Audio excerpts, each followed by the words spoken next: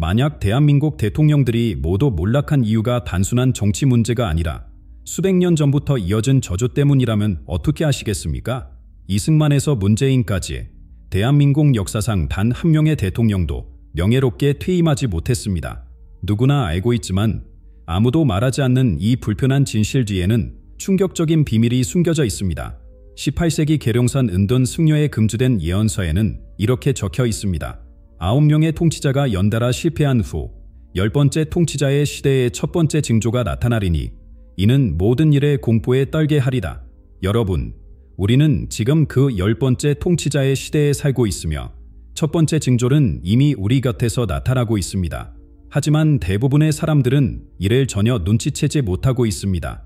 오늘 이 영상에서는 언론도 학자들도 감히 공개하지 못했던 한국 지도자들의 금주된 저주와 앞으로 다가올 충격적인 사건의 진실을 밝힙니다.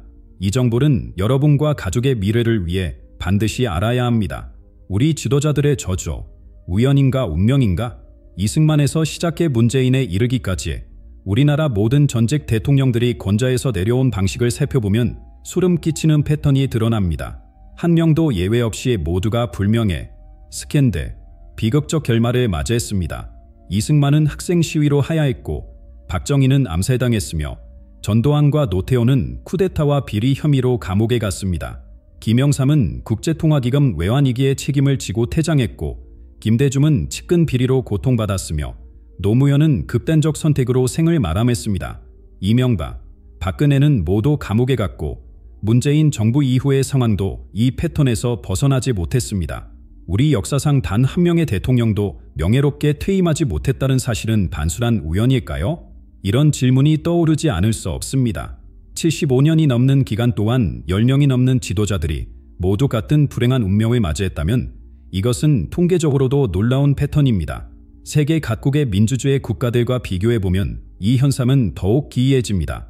미국, 독일, 프랑스, 캐나다, 호주 등 어떤 선진 민주주의 국가도 이처럼 모든 지도자가 불명예로 물러나는 패턴을 보이지 않습니다. 일본만 해도 수십 년간 총리들이 스캔들에 겪기도 했지만 우리나라처럼 모든 지도자가 예외 없이 파멸하는 경우는 없었습니다. 이것은 마치 우리 대통령직에 붙은 저주와도 같습니다. 우리는 이 현상을 어떻게 받아들이고 있을까요? 설문조사에 따르면 대부분의 국민들은 이를 정치의 시스템의 미성숙함이나 권력 집중 구조의 문제로 설명합니다. 청와대 회의실에 들어가면 모든 이가 왕이 된 듯한 착각에 빠진다는 말이 있을 정도입니다. 하지만 최근 들어 이 현상을 단순한 정치적 문제가 아닌 더 깊은 차원에서 해석하는 우리 주변 사람들이 늘고 있습니다. 놀랍게도 우리 소셜미디어와 인터넷 커뮤니티에서는 대통령 저주설이 꾸준히 화제가 되고 있습니다. 젊은 세대들조차 이 현상을 설명할 때 블루하우스의 저주라는 표현을 사용합니다. 더 깊이 들어가면 일부 영적 지도자와 역사학자들은 이 패턴이 수백 년, 심지어 수천 년 전부터 이어져 온 우리 한반도의 고대 저주와 연결되어 있다고 주장합니다. 그들의 주장에 따르면 권력을 쥔 자는 반드시 그 대가를 치르게 된다는 영적 법칙이 우리 땅에 작용하고 있다는 것입니다. 이 저주는 우연일까요? 아니면 운명일까요? 이 의문의 답은 우리 역사 속에 숨겨진 예언들과 기록에 있습니다. 수백 년 전부터 우리 선조들은 이미 이 불길한 순환의 고리를 예견했을지도 모릅니다. 수백 년 전 우리 선조들은 이미 권력자들의 불길한 운명을 예견했습니다. 삼국유사, 삼국사기, 조선왕조실록 등 우리의 고문서에는 통치자들에 관한 수많은 예언과 경고가 기록되어 있습니다. 도성국사는 왕이 백성을 저버리면 하늘이 왕을 저버린다라고 경고했으며 무학대살은 권력의 자리에 오른 자는 물과 불의 시험을 거치리라는 예언을 남겼습니다. 이러한 경고들은 단순한 도덕적 가르침이 아니라 우리 땅에 내려진 신비한 법칙을 암시합니다. 특히 정감록에는 조선의 왕들은 10번의 영광과 10번의 몰락을 겪을 것이며 그 후에 오는 자들도 같은 운명을 피하지 못하리라는 구절이 있습니다. 이 예언은 마치 현대 우리나라 대통령들의 운명을 미리 내다본 듯합니다. 고대 예언서들은 또한 권력을 쥔 자가 백성의 뜻을 거스르면 반드시 그 대가를 치르게 된다고 경고합니다. 이런 기록들을 보면 우리 지도자들의 몰락이 단순한 우연이 아닌 오래된 예언의 실현이라고 생각하게 됩니다. 조선왕조 27대 왕들의 역사를 살펴보면 현대 대통령들과 놀랍도록 유사한 패턴이 발견됩니다. 연산군은 폭정으로 폐위되었고 광해굴은 정치적 업무로 쫓겨났으며 단종은 숙부에게 왕위를 빼앗겼습니다. 사도 세잘은 뒤주 속에서 비참한 죽음을 맞이했고 철종과 고종은 외세의 압력 속에서 고통받았습니다.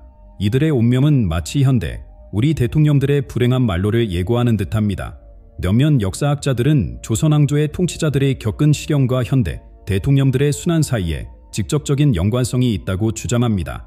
왕권이 제한되었던 조선의 정치 구조가 현대 한국의 대통령제에 어떤 형태로든 영향을 미쳤을 가능성이 있다는 것입니다. 조선시대 왕들은 강력한 신하들과 양반 세력의 견제를 받았고 현대 대통령들 역시 다양한 정치 세력과 언론, 그리고 국민의 감시 속에서 통치합니다. 이런 구조적 유사성이 비슷한 운명을 초래하는 것일까요? 18세기 금산사의 한승여가 남긴 비밀 문서에는 더욱 충격적인 예언이 담겨 있습니다. 100번째 달이 차오를 때 나라를 멸하시키려는 자가 나타나 큰 칭송을 받을 것이나 곧 불꽃에 휩싸여 스스로의 그림자도 찾지 못하리다. 이 예언은 개혁을 시도하는 지도자가 결국 비극적 운명을 맞이할 것이라는 암시로 해석됩니다. 더 흥미로운 것은 이 문서가 이 패턴은 7번 반복된 후에야 끼어질 것이라고 예언한다는 점입니다. 우리 조상들이 남긴 이 신비로운 예언들은 단순한 미신이 아닙니다. 그들은 권력의 본질과 우리 민족의 운명에 대한 깊은 통찰을 담고 있습니다. 이 고대의 지혜가 경고하는 바는 분명합니다. 권력은 언제나 책임을 동반하며 그 책임을 저버리는 자에게는 피할 수 없는 심판이 기다리고 있다는 것. 가장 놀라운 점은 이 고대 예언들이 오늘날에도 계속해서 실현되고 있다는 사실입니다. 역사적 기록을 자세히 살펴보면 우리 지도자들의 몰락 전에는 항상 특정한 징조들이 나타났습니다. 이러한 징조들은 마치 오래된 예언이 현실화되는 과정을 보여주는 듯합니다. 그리고 이제 우리는 다음 지도자를 위한 첫 번째 징조가 이미 나타나고 있는 징후를 목격하고 있습니다. 우리 현대 정치사를 되돌아보면 대통령의 몰락 전에는 항상 뚜렷한 징조가 있었습니다. 이러한 패턴은 우연이라고 보기에는 너무나 일관적입니다. 박근혜 전 대통령의 경우 세월호 참사와 그 이후의 대응 실패가 그녀의 정치적 몰락의 시작이었습니다. 노무현 전 대통령은 측근 비리 의혹이 불거지면서 지지율이 급락했고 이명박 전 대통령은 4대강 사업을 둘러싼 논란이 정치적 하락의 시작점이었습니다. 이런 사건들은 마치 저주의 첫 번째 징후처럼 작용했습니다. 더 놀라운 것은 이러한 첫 번째 징조가 항상 특정한 성격을 띈다는 점입니다. 그것은 대개 국가적 위기나 재난, 혹은 대규모 국민 항고의 형태로 나타납니다. 전두환 정권은 6월 민주항쟁으로, 노태우 정부는 한보비리 사건으로, 김영삼 정부는 국제통화기금 외환위기로 타격을 입었습니다. 마치 우리 땅에 내려진 무얼의 법칙처럼 어떤 지도자도 이 첫 번째 징조가 나타난 후에는 회복하지 못했습니다. 여러 분야의 전문가들은 현재 상황을 분석하며 다음 지도자를 위한 첫 번째 징조가 이미 나타나고 있다고 경고합니다. 최근의 급격한 경제 양극화, 청년 실업률 증가, 부동산 시장의 불안정성, 그리고 동북아 정세의 긴장 구조 등이 그 징후로 지목됩니다. 한점여만 역사학자는 과거의 패턴을 보면 이러한 사회적, 경제적, 외교적 불안 요소들이 동시에 나타날 때 항상 정치적 격변이 뒤따랐다고 지적합니다. 놀라운 사실은 최근 급증하고 있는 사회적 분열과 갈등입니다. 세대 간, 계층 간, 이념 간 대립은 그 어느 때보다 심각해 보입니다. 한 정치 분석가는 이런 사회적 균열이 깊어질수록 다음 지도자에게 닥칠 시련은 더욱 거세질 것이라고 예측합니다. 이러한 징후들이 예고하는 말은 무엇일까요? 곧 우리 모두를 충격에 빠뜨릴 사건이 발생할 것이라는 신호일까요? 그러나 희망이 완전히 사라진 것은 아닙니다. 일부 연구자들은 이 저주의 사이클이 반드시 계속될 필요는 없다고 주장합니다. 그들의 견해에 따르면 다음 지도자가 과거의 실수에서 배우고 근본적으로 다른 접근법을 취한다면 이 운명을 피할 수 있을지도 모릅니다. 과거의 지도자들이 국민과의 소통에 실패했고 투명성을 잃었으며 권력에 취해 오만해졌다면 새로운 지도자는 겸손함과 열린 소통, 그리고 진정한 국민 통합의 정신으로 이 저주의 고리를 끊을 수 있다는 것입니다. 우리 자신도 이 운명의 변화에 역할을 할 수 있습니다. 단순히 지도자를 비난하고 무너뜨리는 것이 아니라 건설적인 비판과 참여를 통해 더 나은 정치 문화를 만들어가는 것이 중요합니다. 한 사회학자는 국민들의 정치적 성숙도가 높아질수록 지도자들의 운명도 바뀔 수 있다고 제안합니다. 우리의 집단적 의식과 행동이 변화한다면 어쩌면 오랜 저주의 사이클도 깨뜨릴 수 있을 것입니다. 그렇다면 이제 이 저주와 우리의 관계를 더 깊이 생각해 볼 차례입니다. 이 현상은 단순한 정치적 문제일까요? 아니면 우리 민족의 영적, 문화적 특성과 깊이 연결되어 있는 것일까요? 우리 문화에서 정치와 영성은 언제나 깊은 관계를 맺어왔습니다. 무속 신앙에 따르면 모든 지도자에게는 수호신이 있어 그를 보호하고 인도합니다. 그러나 이 수호신은 지도자가 도덕적 원칙을 어기거나 국민의 신뢰를 저버리면 그를 떠난다고 합니다. 이런 관점에서 보면 우리 대통령들의 몰락은 단순한 정치적 패배가 아니라 영적 보호막의 상실로 이해할 수 있습니다. 무당들은 오래전부터 권력자가 백성의 목소리를 듣지 않으면 산신령과 조상신이 그를 버릴 것이라고 경고해왔습니다. 이는 단순한 미신이 아니라 권력과 책임의 균형에 대한 우리 고유의 지혜를 담고 있습니다. 흥미롭게도 많은 정치인들이 표면적으로는 이를 부정하면서도 중요한 결정을 내리기 전에 은밀히 무담을 찾는 경우가 있습니다. 영적 안내를 구하는 이 행동은 우리 정치 문화에 보이지 않는 측면입니다. 역사를 들여다보면 고대 왕들부터 현대 정치인들까지의 많은 지도자들이 영적 조언자들의 도움을 구했습니다. 신라의 왕들은 화랑도와 불교 승려들의 조언을 중요시했고 고려와 조선의 왕들도 중요한 국가 결정을 내리기 전에 승려들과 상의했습니다. 현대에 와서도 이런 전통은 형태만 바뀌어 계속되고 있습니다. 박정희는 자신만의 영적 조언자가 있었다고 알려져 있으며 최근의 정치인들 중에도 비공식적으로 점술가나 영적 지도자를 만나는 경우가 있다는 소문이 있습니다. 가장 충격적인 사례는 박근혜 전 대통령과 최순실의 관계였습니다.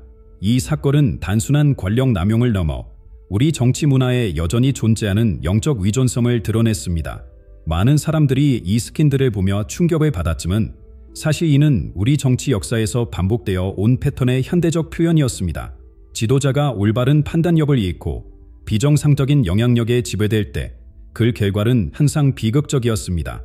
더 깊은 차원에서 일부 영적 지도자들은 우리나라가 집단적 카르마를 가지고 있다고 말합니다. 수세기에 걸친 외세의 침략, 식민 지배, 전쟁, 그리고 분달의 역사가 우리 민족의 집단 의식에 깊은 상처를 남겼다는 것입니다. 이 카르마는 모든 국민에게 영향을 미치지만 특히 권력의 정점에 선 지도자들에게 가장 강하게 작용한다고 합니다. 나라의 운명과 지도자의 운명은 하나라는 옛말이 있습니다. 이 관점에서 보면 우리 대통령들의 불행한 결말은 개인의 실패가 아니라 우리 모두가 공유하는 집단적 업보의 표현일 수 있습니다. 일부 명상 지도자들은 한 나라의 지도자는 그 나라 국민들의 집단 의식을 반영한다고 설명합니다. 즉, 우리가 지도자에게서 보는 문제점은 사실 우리 사회 전체의 문제점을 비추는 거울이라는 것입니다. 그렇다면 이 고리를 끊기 위해서는 정치적 변화만으로는 부족합니다. 우리 사회 전체의 의식 수준이 높아져야 하며 집단적 상처를 치유하는 과정이 필요합니다. 이런 영적 성장 없이는 아무리 유능한 지도자가 나타나도 같은 패턴이 반복될 것입니다. 이러한 영적 관점은 우리가 직면한 정치적 도전을 새로운 시각으로 바라볼 수 있게 해줍니다. 그런데 이 모든 일의 배후에는 우리가 미처 인식하지 못하는 더 큰 힘이 작용하고 있을지도 모릅니다. 바로 세계 강대국들의 이해관계와 그들이 우리 정치에 미치는 영향력입니다. 우리나라는 지정학적으로 매우 중요한 위치에 있습니다. 미국, 중국, 러시아, 일본이라는 네 강대국 사이에 끼어있는 우리의 지리적 위치는 축복이자 동시에 커다란 도전입니다. 이런 위치 때문에 우리 지도자의 교체는 단순한 국내 정치 문제를 넘어 국제적 관심사라 됩니다. 역사적으로 보면 우리 대통령들의 부상과 몰락일은 항상 외부 세력의 그림자가 드리워져 있었습니다. 이승만 대통령의 하야부터 현재에 이르기까지 우리 정권 교체기에는 항상 미국이나 다른 강대국들의 영향력이 작용했습니다. 박정희 암살 당시 한미 관계는 매우 복잡했고 전두환 정권의 등장과 몰락도 국제적 맥락 없이는 이해하기 어렵습니다. 최근의 정권들도 마찬가지입니다. 남북관계, 한미동맹, 중국과의 경제협력, 일본과의 역사 문제는 복잡한 국제관계가 지도자들의 운명에 깊은 영향을 미쳤습니다. 더 놀라운 것은 우리의 고대 예언들도 이러한 외부 세력의 영향을 언급하고 있다는 점입니다. 정감록에는 사방의 강한 이웃들이 조선의 운명을 좌우할 것이나 진정한 지도자는 그들 사이에서 균형을 찾을 것이라는 구절이 있습니다. 또한 조선 후기의 한 예언설은 바다 너머에서 온 푸른 눈의 사람들이 반도의 운명을 주무를 것이나 결국은 봉방의 용이 깨어날 것이라고 예측했습니다. 이런 예언들은 미국, 중국 등 외부 세력이 우리 정치에 미치는 영향을 암시하는 듯합니다. 우리는 종종 국내 정치만 바라보며 지도자들의 성공과 실패를 판단합니다.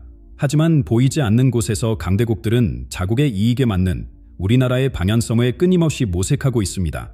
미국은 강력한 한미 동맹을, 중국은 경제적 영향력 확대를, 일본은 역사 문제의 희석을, 러시아는 북한과의 관계에서 중재자 역할을 war합니다.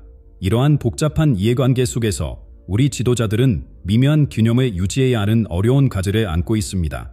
그렇다면 다음 질문이 자연스럽게 떠오릅니다.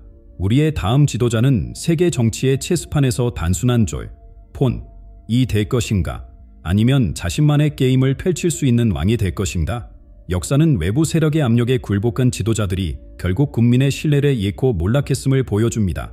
반면 국익을 위해 강대국들과도 당당히 맞설 수 있는 지도자는 국민의 지지를 얻었습니다.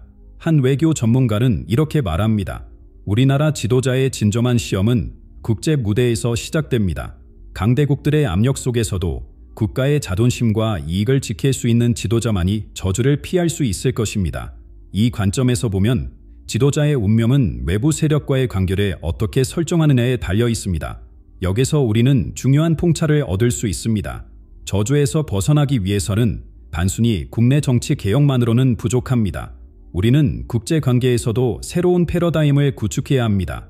강대국들 사이에서 우리말의 독자적인 위치를 확립하고 그들의 이해관계에 휘둘리지 않는 자주적인 외교 정책을 펼칠 수 있어야 합니다. 이러한 국제적 맥락은 우리의 경제적 현실과도 깊이 연결되어 있습니다. 결국 국가의 경제적 자립도가 외교적 자율성을 결정짓기 때문입니다. 우리 정치사에서 경제적 위기와 지도자의 몰락은 마치 쌍둥이처럼 함께해왔습니다.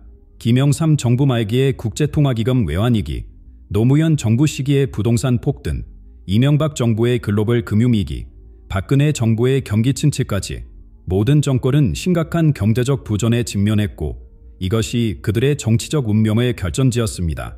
이 패턴은 우연이라고 보기에는 너무 일관적입니다. 고대로부터 전해진 예언서들은 이미 이러한 연결고리를 암시했습니다. 백성의 밥그릇이 비면 왕의 자리도 흔들리리라는 고대 속담은 경제와 권력의 불가분한 관계를 보여줍니다.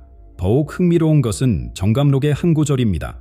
금이 땀을 뒤덮을 때 통치자의 운명이 결정되리니 백성의 한숨이 깊어질수록 권자는 더욱 위태로워지리다. 이는 경제적 불평등과 지도자의 몰락 사이의 관계를 예견한 듯합니다. 현재 우리 경제는 중대한 변곡점에 서 있습니다. 부동산 시장의 불안정성, 청년 실업, 고령화 위기, 글로벌 공급망 재편 등 수많은 도전에 직면해 있습니다. 이러한 경제적 징후들은 다음 지도자에게 닥칠 시험의 전조일 수 있습니다. 한 경제 전문가는 앞으로의 5년은 우리 경제의 운명을 결정할 중요한 시기가 될 것이라고 경고합니다. 그리고 이 경제적 운명은 곧 다음 지도자의 운명과 직결될 것입니다.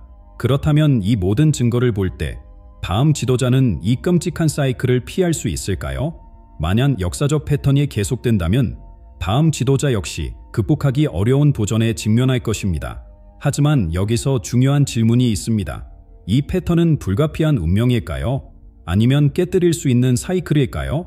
일부 학자들과 영적 지도자들은 국가적 구원의 가능성을 제시합니다. 그들의 이론에 따르면 우리 국민의 집단적 의식이 변화한다면 이 저주의 고리도 끊어질 수 있다는 것입니다. 분열보다는 통합을, 대립보다는 화합을, 이기심보다는 공동체 의식을 선택할 때 우리의 운명도 바뀔 수 있습니다라고 한 사회학자는 말합니다. 흥미롭게도 한 고대 예언은 7번의 시련 후에 진정한 지도자가 나타나 백성을 하나로 모을 것이라고 말합니다. 우리가 지금까지 경험한 대통령들의 수를 세어보면 다음 지도자가 바로 이 예언의 주인공의 가능성도 있습니다.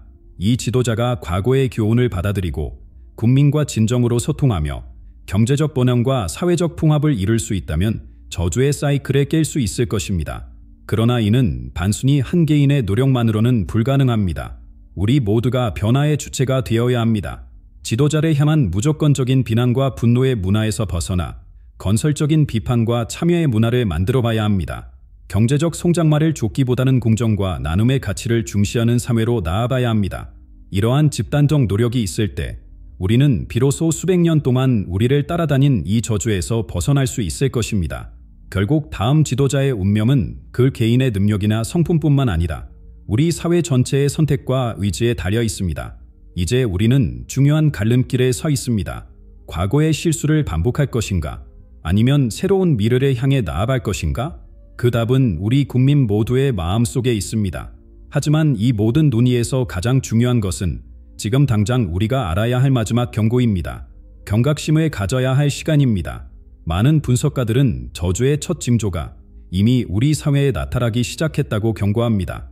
최근 급격히 심화된 사회 양극화, 청년들의 절망감, 부동산 시장의 불안정서, 국제관계의 갑작스러운 변화대, 이런 현상들은 우연히 동시에 일어나는 것이 아닙니다.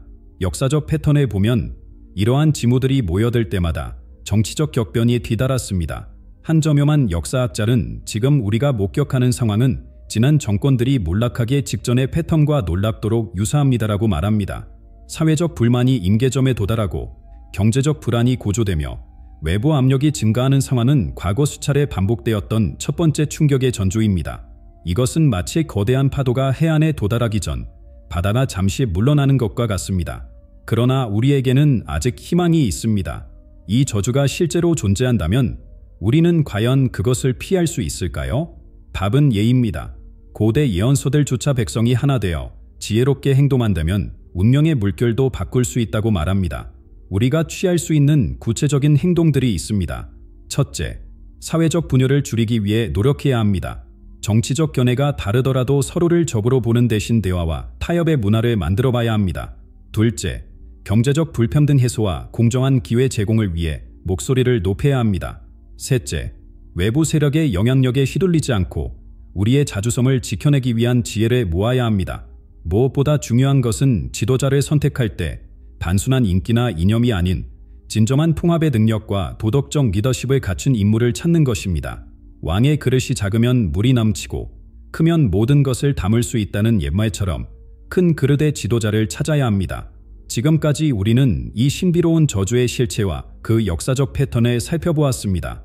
이것이 단순한 우연의 일치인지 아니면 우리 민족에게 내려진 특별한 운명의 법칙인지는 각자의 판단에 맡깁니다.